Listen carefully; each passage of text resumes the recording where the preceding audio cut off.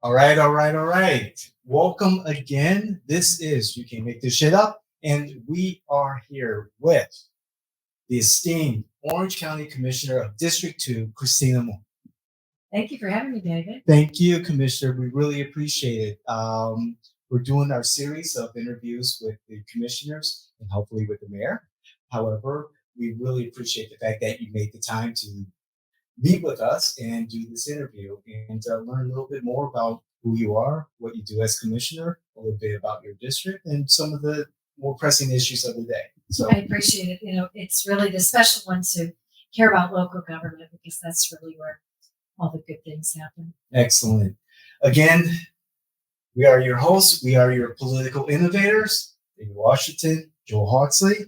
And please, again, be a part of our community. Hit the like button, join our newsletter, The Informer. We're going to go right into this interview. First question, Commissioner Moore, how did you get to this office, to being Commissioner of District 2? But I had asked you who your audience was because when I was younger, I remember looking at a county commissioner and looking what they were involved with, and I was like, who would ever want to do that? Mm-hmm. And I just thought everything began and ended in Tallahassee and Washington, and now you couldn't get me to go to either of those places. And, right. And I think as you get more and more into governance, you realize that the rubber hits the road at the local level, and that's where we really need our most engaged public servants. Indeed. And so your question, how I got here, I was a daughter of a banker and a musician in upstate New York, and I went to the University of Michigan, majored in music education, and then I came to Florida to study with a very famous flute teacher, Jeffrey Gilbert, and he was director of music orchestras at Stetson at that time, but he had taught famous flautists from all over the world. So I packed everything into my Ford Escort after I graduated from Michigan and came down here. And I think what was so special about Orlando was the feeling that it was an up-and-coming place. Okay. You were on the ground floor. You could get involved and do things and be part of something great. And you didn't really have to be the child of somebody famous or a long lineage of business people or elected officials. If you had the energy and enthusiasm and exuberance, you could be part of it. And so, I began getting involved in local politics. Yes. And I ran some campaigns. I can remember my first campaign. I had a 2-year-old and I was pregnant. Wow. And so it was for Dr. Bob Brooks back in 1994, and I just loved it. So I would really prefer to be behind the scenes. Okay. Happy to do that, be a policymaker and organizer. Never really wanted to be the one out front because I'm a musician. I was always happy to be up in front of a crowd with a flute, but talking wasn't necessarily my thing. I always tell people I'm a little bit of an introvert. Sure. And you know that because on a day off, I like to curl up in bed and read a book. Okay. All right. And I'm always reading. That'll come later. But it was 2008, and I was not happy with the school board. And so I said, well, I have a music education degree and I've taught. So why don't I run, And I guess the rest is history, 10 years on the school board. And then this seat opened up and I ran for the county commission. So I will tell you, it is much better being on the elected side than being the one behind the scene, because you can work really hard for a candidate and you never really know how well they're going to be when they get in office. That's a very good point. I was going to ask you, which side of the campaign do you enjoy the most? The one behind the scenes or being out front? And you just pretty much answered that. Well, I like the strategy of the campaign. Sure. Yes. And we're going to talk about my last campaign because you said you were going to ask me about that. But, yes. I guess I'm sort of a fixer by nature. So this is the perfect job if you. Every day people call us with problems, and that's what we have to try to do. Okay. Fix problems. Music was a large component of your tenure as school board. Is that correct? Oh, sure. I had a art and jazz festival that I did at the Pop Amphitheater for 9 years. and was very instrumental in getting orchestras in all the middle schools. And I always considered myself a supporter of the arts. And so I served on the United Arts Board as well. And the other day they called me to go see the Jazz on Six, and I was so proud of that program that children in multiple grades get to go to the Dr. Phillips Center, and it was a phenomenal program explaining the basis of jazz and the history of some of the greats, Dizzy Gillespie and others, and it was just so well done. And to think I came from Rochester, New York, with East Smith School of Music, and my dad has a PhD in music, and I never thought I would see Orange County, Orlando being so cultural. So to watch all the programming and been able to vote on the county commission to put more money into arts groups has really been a dream come true. That's excellent. I was reviewing your history on your last campaign and being on the school board. And to speak of your campaigns, what was the most satisfying experience of all of your campaigns? Probably the last one, because I was just really excited to have won all of Pine Hills. Right. It was. I was like, that night I was just so ecstatic. I never thought I'd see that happen. And so, my state is very diverse. I have a lot of undocumented Hispanics, so they don't really factor into when you're campaigning, but they're certainly there. And I'm dealing with an issue with the farm workers now. Okay. And so certainly, and I know from being the school board, which schools where we had heavy populations of undocumented children, there's a lot of needs there. But the sweetest children, I think they're the most excited about living in a community and being part of it. When I would teach Apopka history, because I wrote a book on the history of Apopka when I was on the school board as well. I wanted to celebrate all those new schools. I wanted each of the schools to be very unique and have a sense of place. And I wanted the children to realize the history that went into getting that building so that they would take care of it. And when I go into a lot of the schools now, I was probably pretty instrumental in getting them all to do murals and historic displays. I helped to put together a really nice exhibit of Phyllis Wheatley at Phyllis Wheatley Elementary. And whenever you see the pictures of dignitaries or student winning award, they're always standing in front of that display. Yes. And so now I'm getting to instead of just school lobbies, now I'm getting to do the whole area and having a really good time with trying to have that sense of place. Because what we've learned, we're probably jumping ahead, but when you look at our culture today, suburbia is really not the best form of development to have people get along. And we're seeing the discourse and the discord in our public affairs. And there's some schools of thought of thinking a lot of it is the way we live. We're not in cities anymore or little towns. We're in these suburbs with these long roads of brick walls.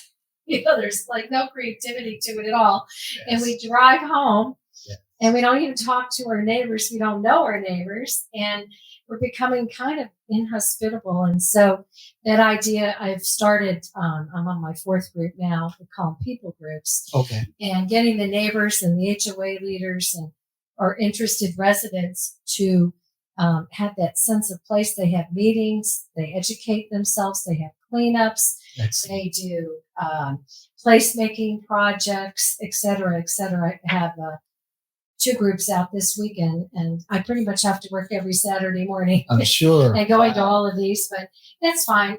And so a lot of that came from the school board, understanding that in elementary school particularly, you can know the culture of an area by that elementary school and then by those neighborhoods.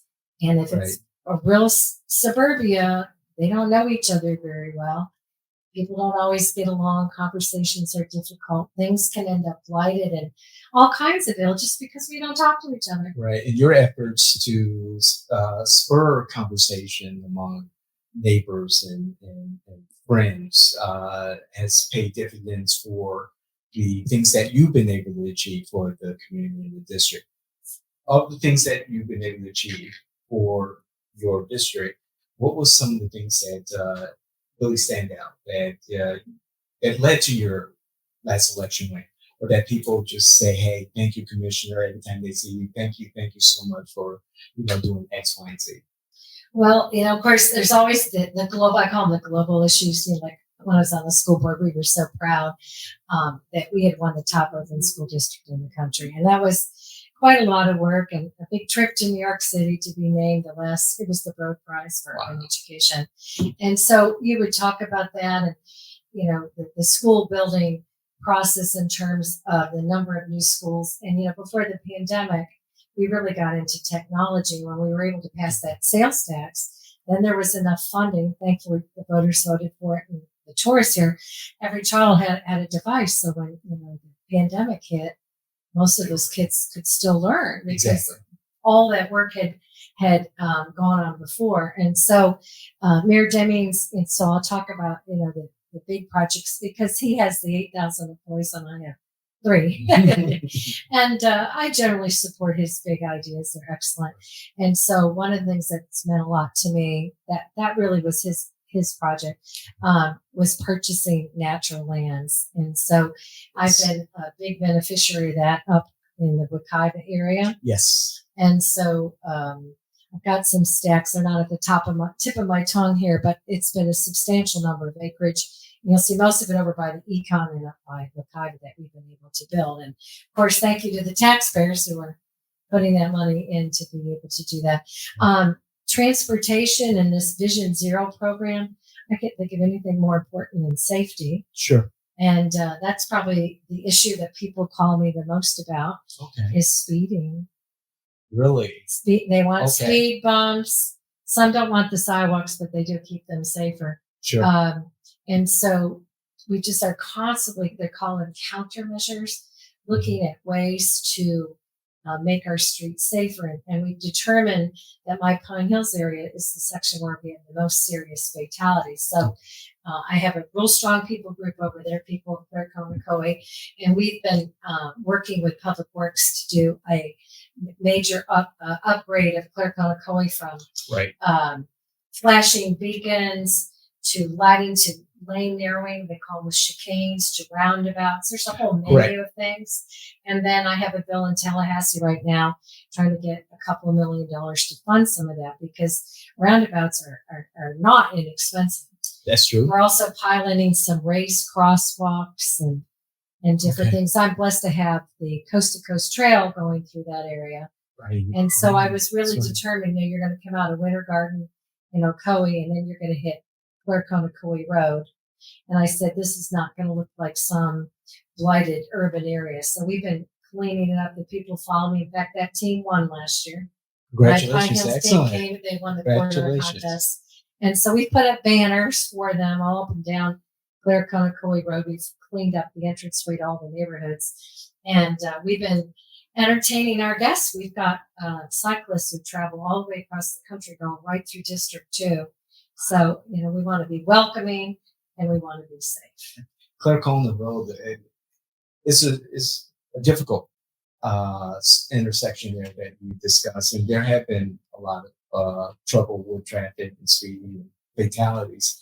And it's good to know that from my observation that there hasn't been anything of significance, a traffic accident or fatality for some time now. So your efforts, from my point of view, are paying off. Well, we had a terrible one about 3 years ago, and it was a young boy who was 20, and he was going 90. He was heading east, and a grandma was driving the car with her 2 daughters and then the 3 grandchildren. He killed everyone but the grandmother. And it was just tragic. So we certainly did pavement markings, put the speed, registering the speed there. And eventually we were able to rush another traffic lights at Gaymar and Clare Conacoe. It's kind of a difficult area because you come out of that rural settlement and it's a 4-lane divided highway. Yes.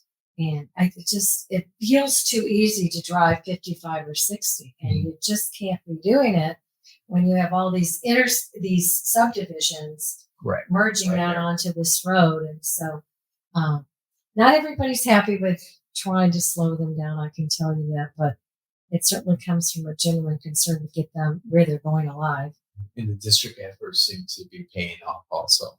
Well, I don't know. I think we're trying. I was at Metroplan yesterday. I'll be the incoming chair, and we found out that our number of fatalities is actually going the wrong way. Really? Yeah.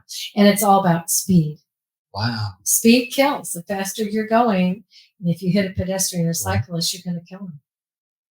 And so we just have to slow down. Exactly. Leave a little more time to get to work. Stay off our phones. That's part of the issue. Distraction. Guilty. That's part of the issue. So, and then the sheriff's office, they're short. They're short deputies, and what seems to end up not getting manned is these motorcycle speed enforcement teams. Okay. And so we haven't had enough enforcement. And so they talk about the 3 E's: enforcement, education, which we're doing right now, right, and then engineering. And the engineer would be the lane narrowing, taking out I call it the suicide lane, portions of the suicide lane. They'll put concrete separators or put trees in there. Okay. It's a psychological thing. If the road isn't, think if you're in the desert and all you see is this pavement and there's nothing but sand in the sun, yes, you're going to put the pedal to the metal. But if you're going through a little windier road, it's a little narrower, there's a tree canopy, you tend to go slower. So planting trees is something people could do.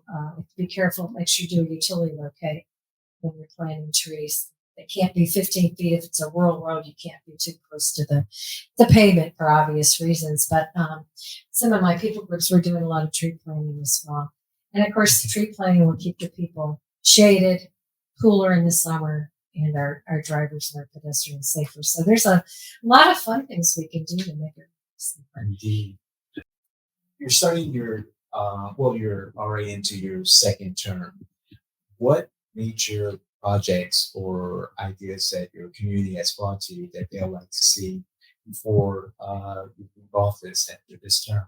Oh, I think about that every day with term limits. Yes. Some of these roads take 10, 15 years to get going or a project. So you really have to. Well, and we didn't talk about my septic to sewer was one of my biggest things. Like I started my first year and I live up in the Wekiva Springs area. And the state had told us back in 2005 we were going to have to phase out all of our septic systems because of the water quality and what was happening to the springs. And you're hearing about the yellow tides and problems really all over the whole state. And so I found this interesting as well. With a musical background, I was not into engineering and science as much, but all the water drains in these basins. And we really are the center of the state. It's so interesting. My part of the state, the county, northwest, everything drains to that northeast, right? Okay. And if you're down by Disney, things are draining to the southwest. You get Shingle Creek, it's draining straight south. And if you're on the east side, you're draining to the southeast. And I find this so fascinating. And so we were really had a gun to our head from the state. They said you were going to have to go to a very expensive on-site system that had moving parts. You'd have to pay for management and maintenance and part replacement, and they could be $15,000 to $25,000 a piece all on your own. So I decided I was going to stand up in front of those screaming masses and let's go sewer. And we were able to get 90% grant funding, about $145 million. Now this week I haven't been all that excited because I'm getting beat up pretty good about sprinkler systems getting destroyed. And maybe I wasn't as patient because I know how hard it was to get the $140 million, right, talk them all into it, because this is democracy. They had to vote. Yes. We had to pass in these neighborhoods over 67% even to do the retrofits. And we were in the 90s in almost all the neighborhoods. But now we're down to the nitty gritty. My street's torn up. I don't have an end of my driveway. My sprinkler system is out. And I kind of go, it's okay. It's for a good purpose. We're trying to save my spring. It's a little inconvenience, but I got a few neighbors who don't feel that way. So they're testing my patience. But that's something I'm really proud of. And so by the time I leave, I'll have the whole Wekiva Springs area done. But we better elect somebody who doesn't mind what I've had to do, which has been significant, heading down to Lockhart and Pine Hills, because most of Pine Hills everything drains up through Lockhart and up through Wakaiva. Right. Isn't that so interesting? The dynamics are incredible. I mean, I never thought about you pour a pail of water out in your backyard and it drains up, in my case, up to Jacksonville, out to the ocean. So anyway, county government is always interesting. Well, a lot of this is fascinating for me because I really appreciate it. My granddaughter lives in Pine Hills, so in your district. So I'm excited to see what you guys are doing in District 2. Maybe she needs to run because I need somebody to help them when I'm term limited out. Well, I hope she gets there because she got to get out of middle school and into high school. Okay. Look, I really do appreciate what you're doing, but I always wonder about the communication because the government does so many phenomenal things, and is it like how disappointing is it when you see a small turnout for something that you put so much energy into an event that could have absolutely, brought community together. I've been to those events where I'm like, oh my God, this is such a great event, and I just don't know if they got the word. How's that make you feel? You have to build those. You have to build those pathways, right? And of course, if we get elected, we probably know a little bit about that. Of course, I ran all my own campaigns. You're never supposed to do that, but it seemingly worked okay. It worked for you. It worked for me. If I have a question, I ask somebody else because we're not always the best judge of ourselves, and that's where it can get a little bit tricky. But I think you have to build those communication pathways. So we have a pretty robust newsletter, and we're out twice a month. We do one that's the whole county. We do one that's by these areas, and I really focus on things that are happening in the area. And so we're, industry standards about 70% reader rate. We're up towards 50. So I'm just grateful my people are reading my newsletters.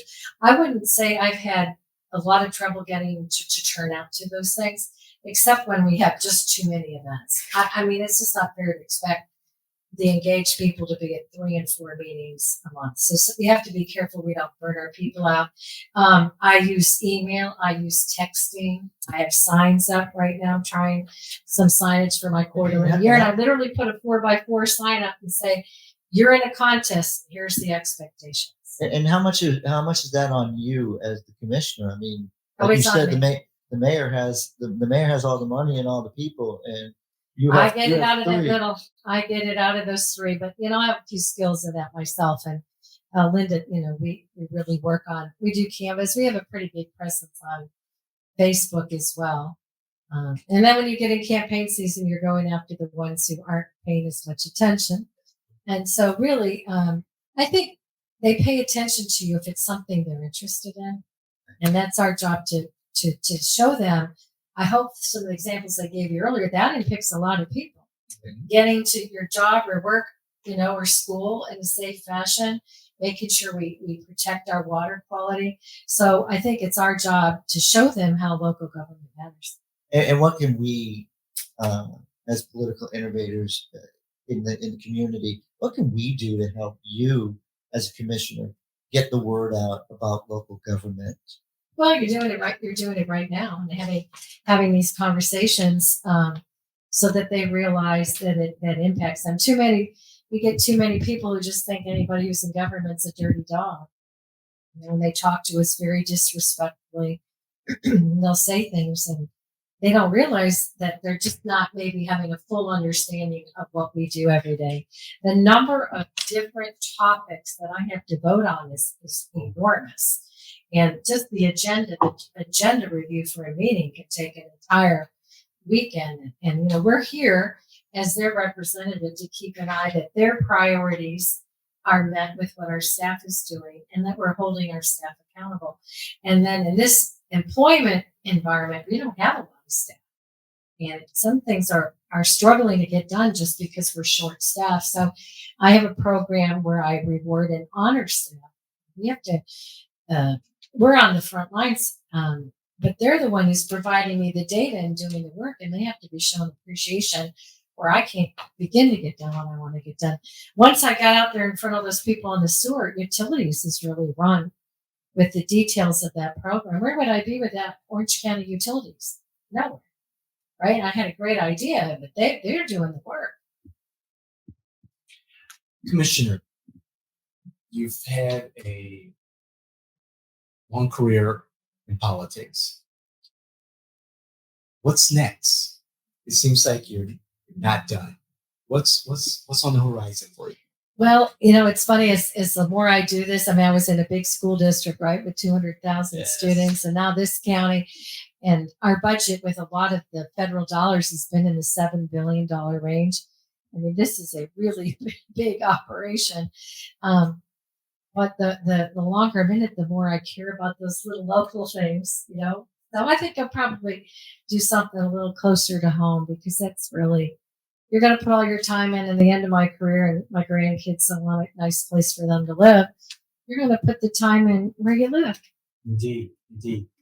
Before we wrap up, are there, and you talked about several projects. You have the septic tank issue that will be going on long after your second term is over. Is there any other projects that you like to see either completed or on its way to being implemented as you go into other endeavors? Is there something maybe related to music?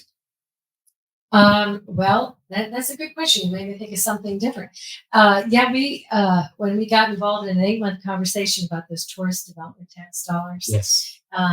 The one thing that the board all agreed on, we had troubles on a few aspects, but we were all in agreement. We wanted to fund the arts and put more into the ARC fund so that our municipalities would have a chance to get, they call it heads to beds, right? Okay. And so you can get money from the tourist development tax dollars if you are bringing people in and you're generating dollars economic development. Okay. And so why can't the city of Apopka put some more money into their amphitheater and have really big name groups perform there? It's a beautiful facility. You can put 10,000 people there. Well, but they don't have the right fencing. They don't have the right restrooms. So what we did was we added it's $20 million annually in that art fund. And then they, now it takes some sophistication because there's a lot of requirements to get this money. So we're also going to be offering accounting classes so that whether it's Eatonville, Apopka, whomever, they'll be able to access the money. And I joke that I don't want to just see it be the winter parks and the winter gardens. Sure. Okay. Because we see a lot of Yes. sophistication there. So even with our children's programs, we fund over $20 million a year for after school programs and programs to help children. Right. We found that a lot of the nonprofits a couple of years back, they lacked insurance, and it was just the technical expertise to bring down these government dollars. So there's a lot of accountability. Sure. And so what did we do? We offered classes and seminars to help coach up these mom and pop nonprofits so they would be able to offer unique, innovative programs at your school. So I'm excited about that going on past me, so I can see my municipalities. Eatonville, I was talking about an African American History Museum. That's correct. And I would love to see them get some of those dollars. I have a COE that's interested in some kind of national sportsplex, and they would build some hotels. Nice. And so I'm proud of them because, it takes a little stepping up to get into that arena when you're talking about those millions and millions of dollars. Inspirational. Speaking of inspirational, are there some words of inspiration that you can leave with our viewers? I think that when you run for office, I just want to encourage people to have a passion for something, right? Yes. You have it. Obviously, you should have a passion for people because you're going to have people calling in with hard luck stories and challenges and difficulties, and you certainly want to have that compassion. But also, there's some days I could be at 5 ribbon cuttings. Wow. And then I go, so what did I do at the end of the day? I went to 5 ribbon cuttings. So I don't always go to them all because I'm trying to get septic to sort through. I'm trying to get my people groups down the road because I know I'm term limited out. Right. And you want to get all these things into a place that they're going to go. This is a big organization. If you get it to a certain point, it will go without you. So that's what I think about. And so you have to get through those hard places in life. It doesn't matter what field it is, government. You got to have a passion and a vision, and that'll get you through those difficult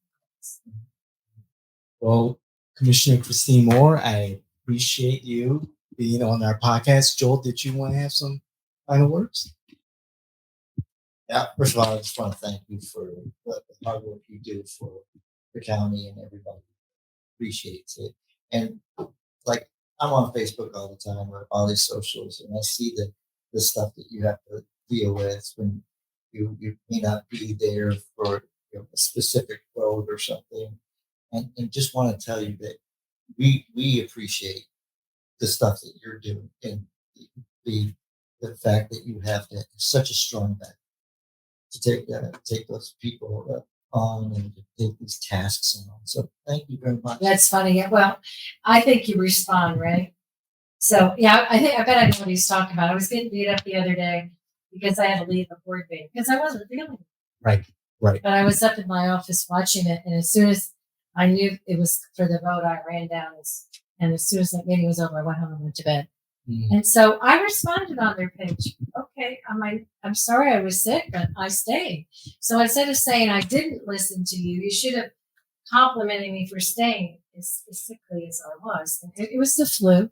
And anybody knows when you have the flu, that's a tough thing to sit in a board meeting. Right. And so, and I think that's right. We should always give a person a chance to reply. Yeah, I appreciate it. I'm 100% appreciate it, honestly. Yes. You're welcome. Yes, and it's good that you're able to clarify that also here on our podcast because it was brought to my attention. I said, well, there's got to be a good reason, just wait for it. But we really appreciate the clarification. Yeah. Thank you.